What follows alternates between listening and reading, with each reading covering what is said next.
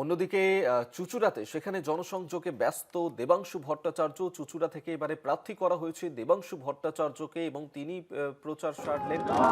গতকাল সন্ধ্যে থেকেই তার প্রচার পর্ব শুরু হয়, সেই ছবি এই মুহূর্তে দেখাচ্ছি, এবং তাকে প্রার্থী হিসেবে ঘোষণার করার পরেই তিনি ধন্যবাদ জানিয়েছেন মমতা বন্দ্যোপাধ্যায়কে তাকে প্রার্থী হিসেবে নির্বাচন করার জন্য।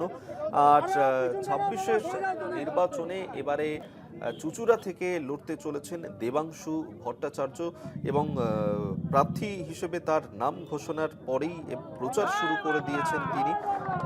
গতকাল প্রার্থী তালিকা প্রকাশের পরেই তিনি প্রচার শুরু করে দিয়েছেন, সেই ছবি মুহূর্তে দেখাচ্ছি আপনাদেরকে।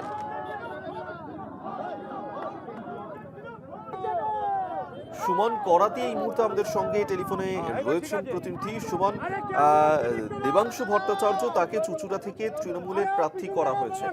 লোকসভা নির্বাচনেও তিনি প্রার্থী হয়েছিলেন, কিন্তু তিনি হেরে গিয়েছিলেন। এই বিধানসভা নির্বাচনে তৃণমূলের প্রার্থী হিসেবে কতটা আশাবাদী তিনি? প্রচার পর্ব কেমন চলছে তার? দেখো, চুঁচুড়া বিধানসভা কিন্তু এক প্রকার এবারে একটা হেভিওয়েট লড়াইয়ের মতন চলছে এবং চুঁচুড়ায় তৃণমূলের দেবাংশুর নাম ঘোষণা হওয়ার পরেই কিন্তু জোর কদমে প্রচার শুরু করে দিয়েছেন এবং প্রার্থী ঘোষণা হতেই চুঁচুড়া বিধানসভা কেন্দ্রকে ঘিরে কিন্তু রাজনৈতিক তৎপরতাও শুরু করে দিয়েছে দেবাংশু। প্রথমে তিনি চুঁচুড়ায় পা রাখার সঙ্গে সঙ্গে জনসংযোগেও নেমে পড়েন।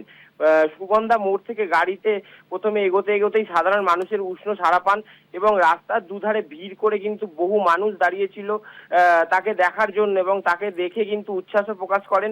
একাধিক জায়গায় কিন্তু গাড়ি থামিয়ে দেবাংশু তাদের সঙ্গে কথাও বলেন এবং আশীর্বাদও নেন। আবার কখনো কখনো কিন্তু হঠাৎ করেই সবজির দোকান বা চায়ের দোকানে ঢুকে সাধারণ মানুষের সঙ্গে আলাপচারিতাতেও কিন্তু মেতে ওঠেন দেবাংশু। আর শহরের মানুষের কাছে নিজের গ্রহণযোগ্যতা বাড়াতেই কিন্তু এই সরাসরি যোগাযোগ, এমনটাই কিন্তু মনে করছে রাজনৈতিক মহলের একাংশ। এদিন কিন্তু দেবাংশুকে এক নজর দেখার জন্য কিন্তু রাস্তায় উপচে পড়েছিল ভিড়, আর তার উপস্থিতিকে ঘিরে চুঁচুড়া জুড়ে তৃণমূল কর্মী সমর্থকদের মধ্যেও কিন্তু লক্ষ্য করা যায় প্রবল উৎসাহ, উদ্দীপনা।